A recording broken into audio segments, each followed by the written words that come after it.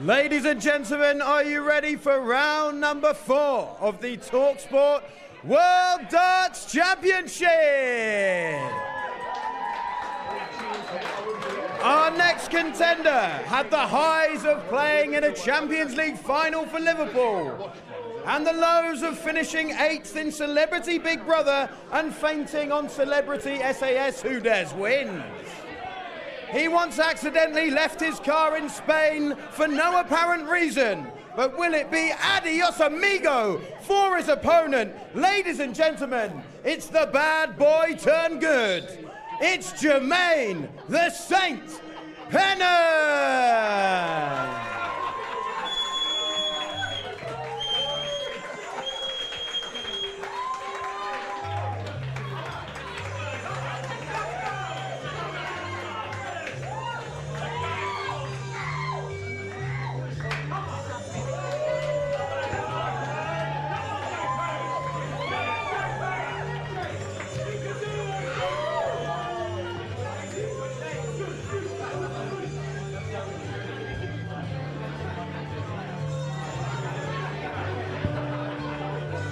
And next up, it is the host of talkSPORT Drive, the man with the best hair in the...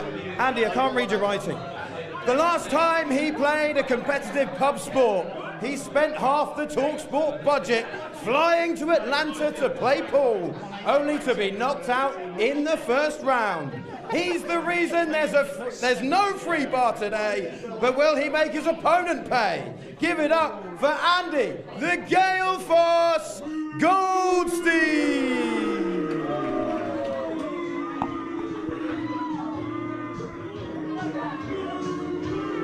Well, Ian Dancer here on commentary once again, joining Paul and Andy, and I have to say the boos that are ringing round the Mortan bell for Andy Goldstein rival that of what the chunk got, Paul. I think the booze is feeding into the booze dance. You can sense, really. He had the Noel Gallagher patented shades on, waiting at the end of the short walkway, trying to psych out his opponent, but frankly, I've never seen Jermaine Pennant more relaxed. Had one of those Ali Pally signs saying, I prefer Benty. Yeah. I haven't seen Jermaine Pennant this relaxed since Liverpool paid $6.5 million for him from Birmingham. He was very relaxed when that signing on fee came his way. So the practice throws are beginning, and already Andy Goldstein pretending that there's something wrong with his throwing arm. Yeah, he's got a bit of dartitis. Do you notice that? He wasn't releasing it at the right moment. I've seen it, it's not good. Erik Bristow, the great Bristow, had it. Yeah. Nathan Aspinall, the Asp, current tour card holder and top player, he's had problems with dartitis. It's never nice when you get it. And some quite shonky darts from Goldstein. Those darts land in the board, and very much like Phil Taylor's land. They're sort of quite flat to the ball. Except they're not in the treble 20. No, there's a difference between him and Phil Taylor in terms of the stacking technique that dear old Sid Bradell used to talk about. But they go through their final practice throws and be underway. This is the hardest to call out of these 4 quarterfinals for me. Having watched them both warm up when I first got here.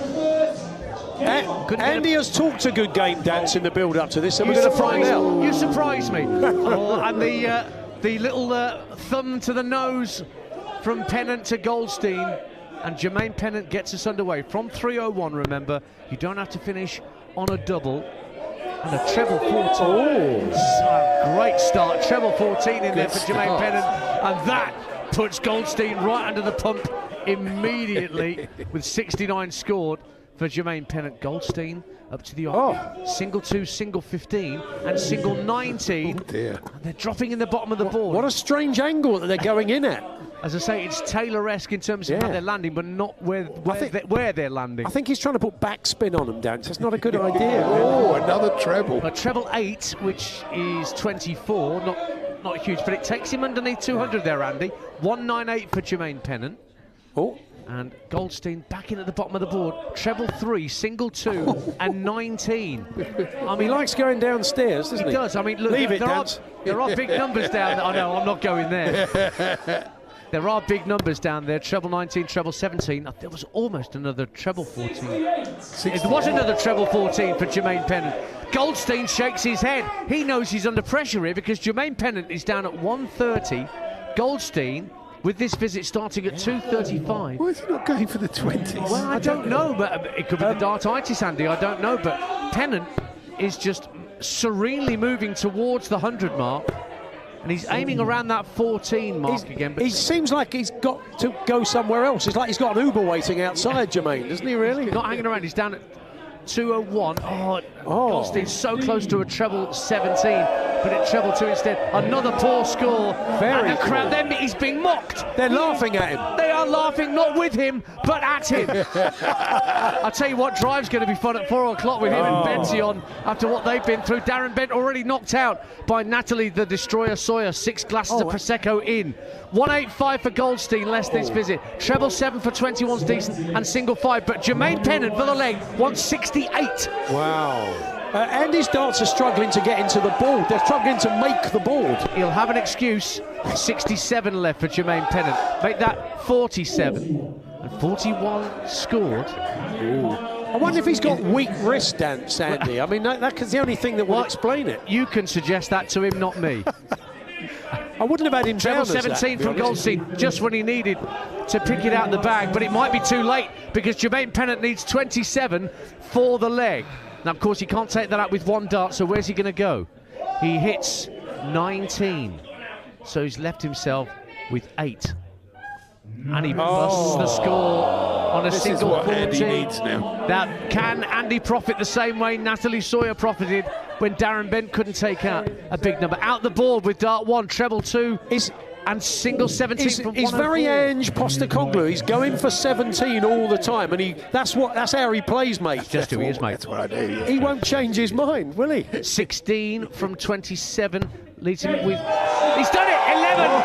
Jermaine Pennant has made light work of Goldstein, and I can tell you there's some people here in the Moortown Bell who are celebrating far more than they should at that victory. Is that more about Jermaine Pennant winning or Andy Goldstein losing as he refuses the handshake of the Saints? Goldstein is off. Stay tuned for drive at 4, folks. Excuses are plenty from both Goldstein and Bent because Jermaine Pennant the Saint is through. Yes, thank you, Dance. I think Dance will be presenting the show. He's always used to that, coming in late on the show. I'm available for all. The best celebration to Andy losing was from his own producer, Joe, who was going absolutely nuts. I wasn't going to out him, but since you come to mention it, it was Joe was leading it. Never seen him so happy. Weeks and weeks of practice for Benty and Andy, and look what's happened. It's unbelievable. Andy's technique was just bizarre. It was like the darts were not quite... They were going in at this sort of strange... Sort of limp wrist. He kind of threw in a sort of foppish... He was holding a spotted handkerchief and a little beauty spot.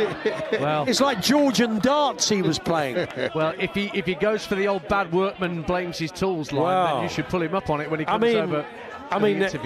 He was terrible. I mean, to be fair, Jermaine played with respect. Well. Yeah, he was terrible, but Jermaine took advantage. He played well. Good steady play from Jermaine, I thought. I don't see Jermaine winning it, to be honest. I mean, he was pretty solid. He got in there and he got out, and that was it. Well, but that half of the draw, dare I say, has opened up, boys. Yeah, it certainly has, and the winner has joined us. I don't think the loser can bring himself at the moment. Where's the loser? His old bottom lip's going. Look at that.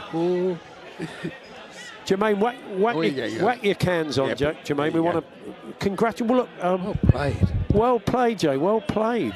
Thank you, guys. You made short work of him, didn't you? Yeah, just get him over and done. You seemed very confident. So there's been a lot of talk about Andy. He's been practicing a lot, and you admitted you hadn't done a lot of practice, but you just got to work and got the job done. Well, do you know what the difference is that as athletes, we've been in these situations, in these big moments, pressure moments, and it's all good practicing in talkSPORT towers. Yeah, it's fine. You can hit 20s, double, trebles, but as soon as that pressure's a bit of crowd, there's some eyes on you, you start to tense up.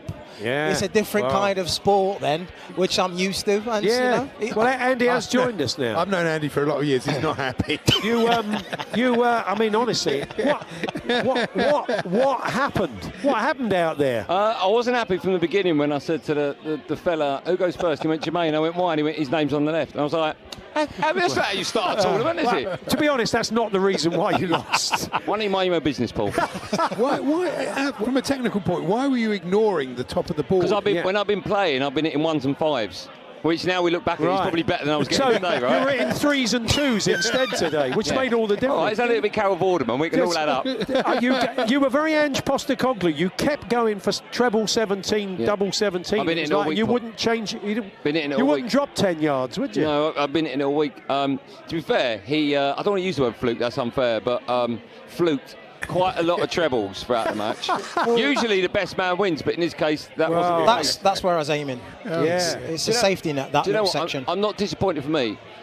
I've let everyone in here down because I know I'm the fans' favourite. Not by the cheers at the end. They all seem quite happy. No, that's like a goodwill gesture. Okay, fair enough. It's like they've come in here and it's like Jimmy White or one else. You know, the fans' they favourite. were kind of making a noise at the beginning that sounded like boos. That wasn't booing, though. Do you know what? My aim's not great, but I reckon with this pen for me, I could hit you, Paul. All right? I reckon I can easily get you there.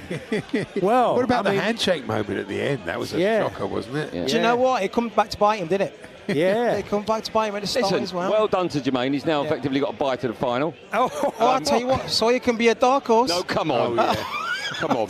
Yeah. We can't see two Darren Bents in one day. I mean, I lost. You could argue I had the toughest draw to the final, right? Yeah. So Jermaine, I saw him throwing darts earlier. All jokes aside, he's a good player, knows what he's doing. I'm gutted I lost, but he's a good player. But the upset of the day, it doesn't matter what happens now. Bent is the one, right? I mean, I think that's the worst moment in his career. Talk about deflection. The best. No, I lost it. Do you know, I've got to the final and I've lost against Real Madrid. Benny's been knocked out by Maidstone United, right? The darts, Andy. The darts were going in at a bit of a funny angle, like they hadn't quite reached the board. Yeah, it's true. Have you got any wrist issues at the moment?